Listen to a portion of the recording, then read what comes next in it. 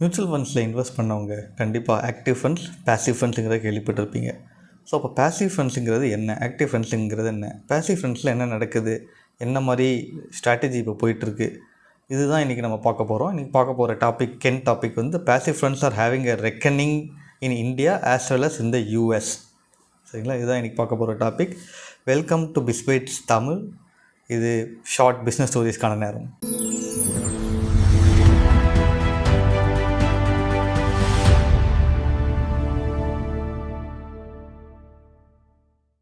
So நிறைய key terms வந்து நீங்கள் எல்லாம் கேள்விப்பட்டிருப்பீங்க. Investing, trading, shares, stocks, mutual funds, இதெல்லாம் நீங்கள் ஓரளவுக்கு கேள்விப்பட்டிருப்பீங்க. சரிங்களா, இப்போ இதில் வந்து மியூச்சுவல் ஃபண்ட்ஸில் வந்து ஆக்டிவ் மியூச்சுவல் ஃபண்ட்ஸ்னு இருக்குது, பேசிவ் மியூச்சுவல் ஃபண்ட்ஸுங்க இருக்குது. இது ரெண்டுத்துக்கும் என்ன டிஃப்ரென்ஸ் பார்த்தீங்கன்னா, ஆக்டிவ் மியூச்சுவல் ஃபண்ட்ஸுங்கிறது பார்த்தீங்கன்னா ஒரு ஃபண்ட் மேனேஜர் அலோகேட் பண்ணி அவர் வந்து ஆக்டிவாக daily day in and day out வந்து எல்லா ஷேர்ஸையும் அனலைஸ் பண்ணி இன்றைக்கி கரண்ட் ஹோல்டிங்ஸோட ஷேர் பேட்டர்ன் எப்படி இருக்குது, எவ்வளோ அமௌண்ட்டு இது போயிருக்கு, அந்த ஷேர் பர்ஃபார்மன்ஸ் எப்படி இருக்குங்கிறதெல்லாம் அனலைஸ் பண்ணி டே இன் அண்ட் டே அவுட் மாற்றிட்டே இருப்பாங்க.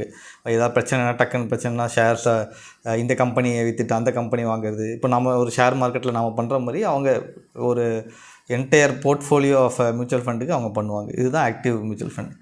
பேசிவ் மியூச்சுவல் ஃபண்டில் அந்த மாதிரிலாம் பண்ண மாட்டாங்க. பேசிவ் மியூச்சுவல் ஃபண்டுங்கிறது மோஸ்ட்லி ஒரு இண்டெக்ஸ் ஃபண்டை எடுத்து அந்த இண்டெக்ஸ் ஃபண்டில் என்ன நடக்குதோ அது அப்படியே காப்பி அடிப்பாங்க. அது வந்து ரொம்ப சிம்பிளாக இருக்கும், டைவர்சிஃபைடாக இருக்கும்.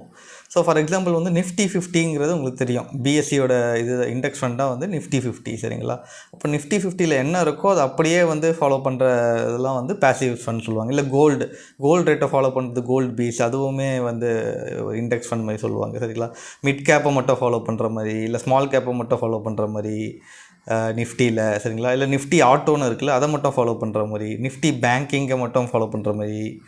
ஸோ இதெல்லாம் வந்து பார்த்திங்கன்னா பேசிவ் ஃபண்ட்ஸ் அப்படின்னு சொல்லுவாங்க. சொன்ன மாதிரி நான் சிம்பிளிஃபைடாக இருக்கும், அவங்க டைவர்சிஃபைடாக இருக்கும், அவங்களுக்கு மேனேஜ்மெண்ட் காஸ்ட் வந்து ரொம்ப கம்மியாக இருக்கும். ஸோ அதுக்கு ஒரு காஸ்ட் யூஸ்வலாக மியூச்சுவல் ஃபண்டில் சார்ஜ் பண்ணுவாங்களா, அது ரொம்ப கம்மியாக இருக்கும். இதை பேசிட்டு வந்து அடுத்து வந்து ஜியோ உங்களுக்கு தெரிஞ்சிருக்கும். இப்போது நெக்ஸ்ட்டு வந்து ஐபிஓ வருது. சரிங்களா, ஜியோவும் என்எஸ்சிங்கிறது ஒரு ஸ்டாக் பிளாட்ஃபார்மில் ஒரு பிஎஸ்சி என்எஸ்சி. ஸோ அது என்எஸ்சியே ஒரு ஐபிஓக்கு வருது, அது கூட வந்து ஜியோவும் வருது. பார்த்திங்கன்னா ஜியோவும் என்எஸ்சி ரெண்டுமே வந்து பார்த்திங்கன்னா இப்போது ஐபிஓ முடிஞ்சோன்னா டக்குன்னு தூக்கி பேசிவ் ஃபண்ட்ஸில் கண்டிப்பாக போட்டுருவாங்க அப்படின்னு பேசுகிறாங்க. ஆனால் ஆக்சுவலாக ஒரு பேசிவ் ஃபண்ட், அதாவது ஒரு இண்டெக்ஸ் ஃபண்ட்லேயோ பேசிவ் ஃபண்ட்லேயோ உள்ளே வரணும்னா அது வந்து ஆக்சுவலாக பார்த்திங்கன்னா ஒரு சிம்பிளான இதுவாக இருக்காது. சரிங்களா, அதில் வந்து பார்த்திங்கன்னா ஒரு ஹை ட்ரேடிங் ஃப்ரீக்வன்சி, சில ரூல்ஸ்லாம் பார்ப்பாங்க, நிறைய ரூல்ஸ் பார்ப்பாங்க.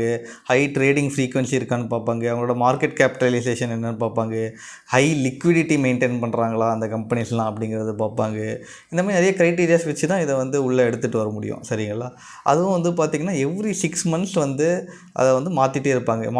இந்த சென்ஸ் அதை அனலைஸ் பண்ணி ஏதாவது சேஞ்ச் பண்ணிகிட்டே இருப்பாங்க. பட் எவ்ரி 6 months தான், டே இன் அண்ட் அவுட் கிடையாது, எவ்ரி 6 months பண்ணுவாங்க. இப்போ ஜியோவோட ஐபிஓவை பற்றி பேசும்போது இவங்க ஜியோ ஃபினான்ஷியல் சர்வீசஸை பற்றி பேசுகிறாங்க.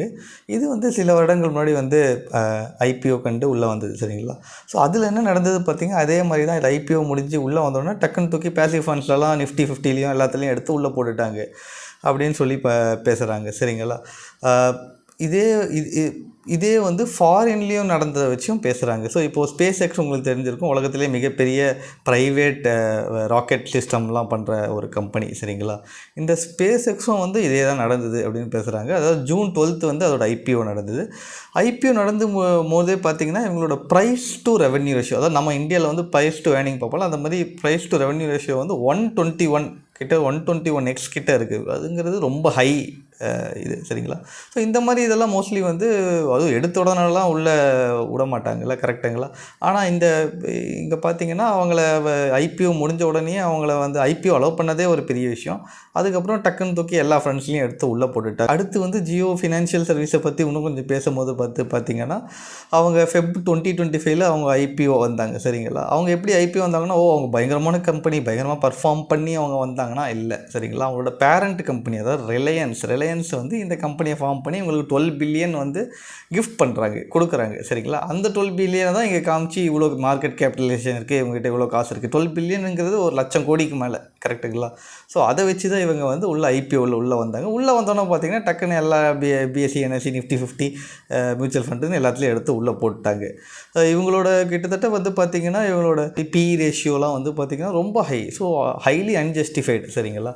ஒரு ஸ்டார்டிங்கில் உள்ளே வந்த உடனே வந்து ஒரு பேசிவ் ஃபண்டில் என்னென்னே பார்க்காம அவங்களோட மார்க்கெட் கேபிட்டலைசேஷன், அவங்ககிட்ட எவ்வளோ காசு இருக்குது அதை மட்டும் பார்த்துட்டு அவங்க ஒரு குவாலிட்டியான சிஸ்டமே கிடையாது. அவங்கள எடுத்து டக்குன்னு எல்லா மியூச்சுவல் ஃபண்ட்லேயும் போடும்போது அது வந்து நம்மளோட ரிஸ்க்கு. ஒரு சாதாரண தனி மனிதன் வந்து போய் நம்ம மாதம் மாதம் போடுற காசில் இருக்குல்ல, அதில் ஒரு ரிஸ்க்கை வைக்கிறது இல்லை. சரிங்களா? ஸோ அதை பற்றி தான் இவங்க பேசுகிறாங்க. அதே மாதிரி வந்து பார்த்திங்கன்னா எட்டர்னல் ஒரு கம்பெனியும் வந்து பற்றி பேசுகிறாங்க. இவங்களும் வந்து ஐபிஓ வந்தாங்க அந்த டைமில். அப்போ வந்து வரும்போது அவங்களுக்கு வந்து இயர்லி ப்ராஃபிட் வந்து பார்த்திங்கன்னா 360 crores தான். சரிங்களா? 360 crores ரொம்ப கம்மி தான். சரிங்களா? ஏன்னா நிஃப்டியோட மீடியன் ப்ராஃபிட், அதாவது மீடியனாக ஏதோ ஒரு கம்பெனி எடுத்து ப்ராஃபிட் எவ்வளோ இருக்குன்னு பார்த்தா 11,900 crores இருக்கும் ஒரு நிஃப்டி 50 இருக்கிறது. ஸோ இவங்க எப்படி அப்படி வந்தாங்கங்கிற கொஷினில் இவங்க ரைஸ் பண்ணுறாங்க. சரிங்களா? ஸோ ஒரு எத்திக்கல் கொஷினுங்கிற டெஃபினட்டாக இங்கே இருக்குங்கிறத பற்றி பேசுகிறாங்க. அதே மாதிரி வந்து பார்த்திங்கன்னா ஒரு இதில் வந்து கம்பெனி வந்து அசஸ் பண்ணுறது வந்து டிஸ்கவுண்டட் கேஷ் ஃப்ளோ பேஸ் பண்ணி அசஸ் பண்ணுறாங்க. கரெக்டுங்களா? ஸோ இப்போ வந்து ஒரு கம்பெனி வந்து நெக்ஸ்ட்டு 10 இயர்ஸில் எவ்வளோ ஜென்ரேட் பண்ணோம் ப்ராஃபிட்டு. சரிங்களா? அதை வந்து இன்னி டேட்டுக்கு வந்து டிஸ்கவுண்டட் கேஷ் ஃப்ளோவாக அதை வந்து கால்குலேட் பண்ணி அந்த அமௌண்ட் என்னங்கிறது பார்க்குறாங்க. கரெக்டுங்களா? ஸோ அது மட்டுமே பத்தாது அப்படின்னு சொல்லி பேசுகிறாங்க. ஸோ அப்படி பார்த்தா வந்து நிறைய கம்பெனி வந்து ஒரு காலத்தில் வந்து இந்த நிஃப்டி 50க்குள்ளேயே வந்திருக்காது. ஃபார் எக்ஸாம்பிள் வந்து பார்த்திங்கன்னா ஃபாங்குன்னு ஒரு செட் ஆஃப் கம்பெனி சொல்கிறாங்க. Like Facebook, meta, Amazon. சரிங்களா? அந்த மாதிரி ஒரு 5-6 கம்பெனி சொல்லி இந்த கம்பெனிலாம் வந்து அப்படிலாம் பார்த்துருந்தா நிஃப்டி 50 வந்திருக்காது. ஸோ நம்ம வெறும் இந்த மாதிரி டிஸ்கவுண்டட் கேஷ் ஃப்ளோ, கேபிட்டலைசேஷன் மட்டும் பார்க்காம ஒரு கம்பெனியோட குவாலிட்டி எப்படி இருக்குது அப்படிங்கிறதெல்லாம் பற்றியும் நம்ம பார்த்து அதை பேஸ் பண்ணி டிசிஷன் எடுக்கும். ஸோ கேஷ் ஃப்ளோ இஸ் ஒரு relation or distant cousin of profit சொல்கிறாங்க. இது ரெண்டுமே பார்க்கணும், இல்லைன்னு சொல்லலை, குவாலிட்டியும் பார்க்கணும் அப்படின்னு சொல்லி பேசுகிறாங்க. அடுத்து வந்து நிறைய கொஞ்சம் பேசிவை பற்றியும் ஆக்டிவையும் அகேன்ஸ்டாக கம்பேர் பண்ணி பேசிகிட்டு இருக்காங்க. அது பேசிக்காக அவங்க என்ன சொல்ல வராங்க பார்த்திங்கன்னா, பேசிவ் வந்து என்ன தான் ஆக்டிவ் டெய்லி வச்சு ஒரு ஆளை வச்சு மேனேஜ் பண்ணாலும் கடைசியில் வந்து பேசிவ் வந்து ஆக்டிவோட பெட்டராக தான் இருக்குங்கிறத வந்து அவங்க பேசுகிறாங்க. ஆமாம், அது உண்மை தான். ஆல்வேஸ் ஏன்னா ஆக்டிவில் வந்து நிறைய ரிஸ்க் இருக்கும். சரிங்களா? பேசிவில் வந்து ரிஸ்க் இருக்காது. நிஃப்டி 50 அப்படியே ஃபாலோ பண்ணும். சரிங்களா? ஸோ அது ஆக்டிவில் வந்து உங்களோட ப்ராஃபிட் வரும்போது மார்க்கெட் டாப்பில் போகும்போது பயங்கரமாக உங்களுக்கு ரிட்டர்ன்ஸ் கொடுக்கும்போது மார்க்கெட் கீழே விழும்போது பயங்கரமாக லாஸும் கொடுக்கும். ஆனால் இதில் வந்து அவ்வளோ லாஸ் இருக்காது. ஸோ அப்படி பார்க்கும்போது டோட்டலாக ஓவராலாக பார்க்கும்போது பேசிவ் ஃபண்ட் பெட்டர்னு பேசுகிறாங்க. ஆனால் அப்படி பெட்டராக இருந்தாலும் பார்த்திங்கன்னா அதை வச்சு மட்டுமே நம்ம ஆக்டிவ் ஃபண்ட் எல்லாம் இப்போ கரெக்டாக இருக்குதுன்னு நம்ம சொல்லிட முடியாதுல்ல. ஸோ இவங்க முன்னாடி பேசின மாதிரி பேசிவ் ஃபண்டில் முறைகேடுன்னு சொல்ல முடியாது. ஆனால் இந்த மாதிரி ஜியோ மாதிரி கம்பெனியெல்லாம் உள்ளே விடும் போது பார்த்திங்கன்னா அது கரெக்டான டிசிஷன் கிடையாது அப்படின்னு பேசுகிறாங்க. ஸோ அந்த மெட்டடாலஜி வந்து டு கீப் டிசர்விங் கம்பெனிஸ். சரிங்களா? அதெல்லாம் வந்து வெளியே அனுப்பிச்சிட்டு டிசர்விங் இல்லாத கம்பெனியை வந்து உள்ளே விடுறதுங்கிறது மாறணும். அதெல்லாம் மாறினா தான் ஒரு மக்களுக்கு இன்னும் நம்பிக்கை வரும். அது ஒழுங்கான ஒரு ப்ராப்பரான ஒரு சிஸ்டமாக இருக்கும்ங்கிறத பற்றி இங்கே பேசுகிறாங்க. சரிங்களா? இதனால தான் வந்து பார்த்திங்கன்னா அவங்க குவாலிட்டேட்டிவ்ங்கிற வார்த்தையை திருப்பி யூஸ் பண்ணுறாங்க. குவாலிட்டிவ் ஆல்வேஸ் பெட்டர் தென் குவான்டிட்டி அப்படின்னு பேசுகிறாங்க. சில தரவும் பேசுகிறாங்க. அடுத்து பார்த்திங்கன்னா பேசிவ் ஃபண்ட்ஸ் வந்து பார்த்திங்கன்னா கிட்டத்தட்ட 18% of mutual funds, total mutual ஃபண்ட்ஸில் கிட்டத்தட்ட 18% வந்து பேசிவ் ஃபண்ட்ஸ். அது ஒரு அசட் அண்டர் மேனேஜ்மெண்ட் ஏயுஎம்ங்கிறது பார்த்திங்கன்னா கிட்டத்தட்ட 14 லட்சம் கோடி அப்படின்னு சொல்கிறாங்க.